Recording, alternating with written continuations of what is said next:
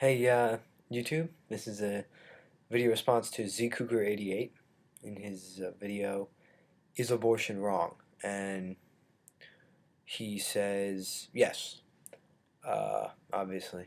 And he gives many biblical arguments for that, and then in the end of the video, he gives a logical argument for that. The video starts out by him talking about Moloch, which is some sort of pagan golden calf god that the Hebrews worshipped in their time of when they turned away from God. And this Moloch, what they would do was they would light him on fire, light the effigy or statue of him on fire, and then place their babies in like his arms or something, and the babies, live babies, would burn to death. And he compares this to abortion, how it kills babies. And then he cites Leviticus, I think. I don't remember the specific chapter and verse right now, but it's something from Leviticus, from the Bible, and it just says, paraphrasing, to choose life, which is fairly ambiguous. Really doesn't have much regard to abortion. Maybe it does, maybe it doesn't. I don't think zkueker88 or I myself know that, but what was it? It was Deuteronomy 21:18, maybe. That the passage is, if a man has a stubborn and rebellious son, which will not obey the voice of his father, or the voice of his mother, and that, when they have chastened him, will not hearken unto them, then shall his father and his mother lay hold on him, and bring him out unto the elders of his city, and unto the gate of his place. And they shall say unto the elders of his city, This our son is stubborn and rebellious, he will not obey our voice, he is a glutton and a drunkard. And all the men of his city shall stone him with stones, that he die. So shalt thou put evil away from among you, and all Israel shall hear and fear. Though the child was being a glutton and a drunkard, it appears that your God has not much more, if any, care for the life of young children than Moloch. Furthermore, your logical argument against abortion, as opposed to the biblical argument, is that you used a bunch of words and phrases that I can't recount right now. I guess I should have written them down, that add up to the fetus is a human at any stage in its development, and therefore killing it would be murder. First of all, that's not true. There's no way to determine the species of an embryo. That's why it's called an embryo.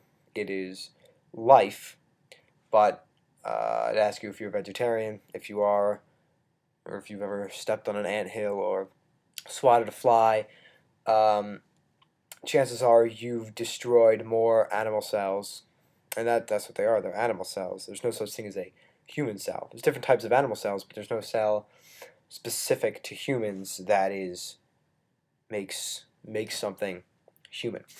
In Sam Harris's brilliant little book, Letter to a Christian Nation, he says that 3 months after, or 3 days after conception, what is in the mother's womb is called a blastocyst, and it is a collection of 150 animal cells.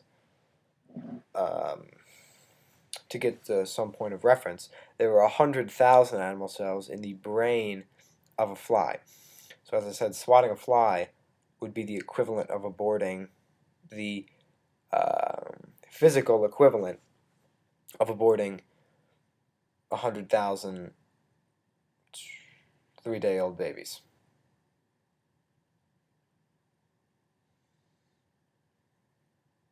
But beyond that, you can say that the baby is human.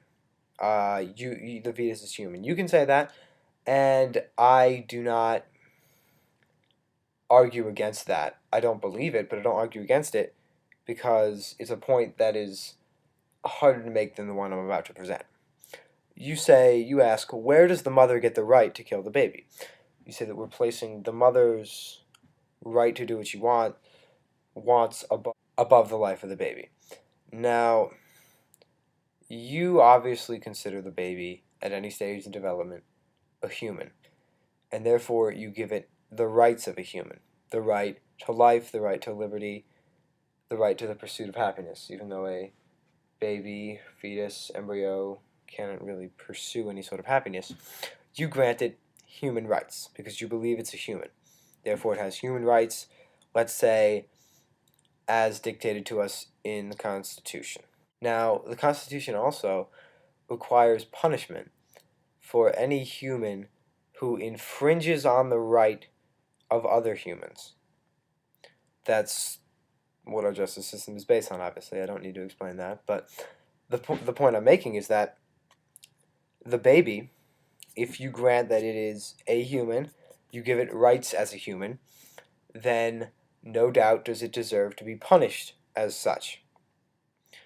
During the pregnancy, let's say during an unwanted pregnancy, 4 months into the pregnancy, though 5 months into the pregnancy, the woman